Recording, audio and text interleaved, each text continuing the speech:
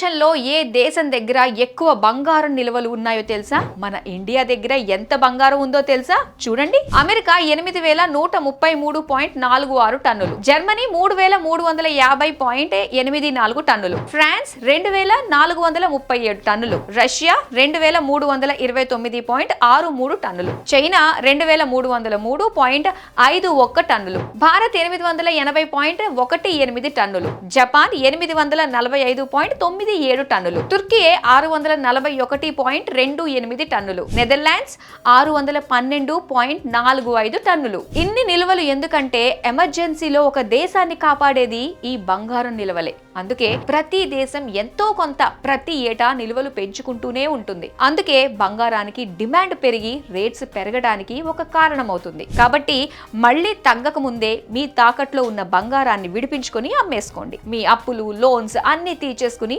లాభాలు అందుకోండి.